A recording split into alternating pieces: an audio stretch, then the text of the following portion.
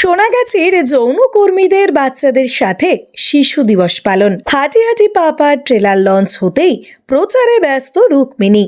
কবে দেখা যাবে বাবা মেয়ের এই কেমিস্ট্রি? পরিচালক অর্ণব মিদ্দার হাত ধরে এবার এক নতুন গল্প দেখবে বাংলার সিনেমা প্রেমী মানুষজন। বাবা মেয়ের কেমিস্ট্রি। এতদিন যাবৎ মা ছেলের সম্পর্কের অনেক সিনেমা মুক্তি পেলেও বাবা মেয়ের সম্পর্কের এই গল্প প্রতিটি মানুষের হৃদয়ে ছুঁয়ে যাবে। এই সিনেমার হাত ধরেই বহু বছর পর আবারও সিলভার স্ক্রিনে কামব্যাক করলেন অভিনেতা রাজনীতিবিদ চিরঞ্জিত চক্রবর্তী। এই সিনেমায় বাবার চরিত্রে থাকছেন চিরঞ্জিত চক্রবর্তী, আর তার মেয়ের চরিত্রে দেখা যাবে অভিনেত্রী রুক্মিণী মৈত্রকে। ছোটবেলায় যে বাবার হাত ধরে ছেলেমেয়েরা হাঁটতে শেখে, বয়সকালে সেই বাবাকেই হাত ধরে রাস্তা পার করে দেয় তার যোগ্য সন্তানরা। এমনকি প্রয়োজনে শাসনও করে।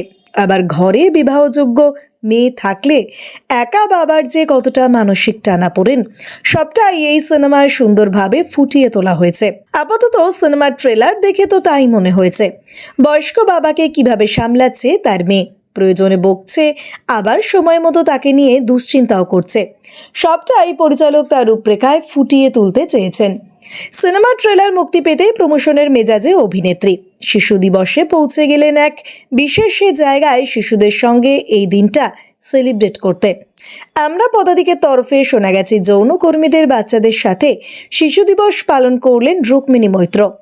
এক ঝাঁক কচি কাচাদের মাঝে বেশ কিছু বেলুন উড়িয়ে শিশু দিবস পালন করলেন রুক্মিণী। সে সঙ্গে ছিল মিষ্টি, খাওয়া দাওয়া আর বাচ্চাদের সঙ্গে জমিয়ে আনন্দ।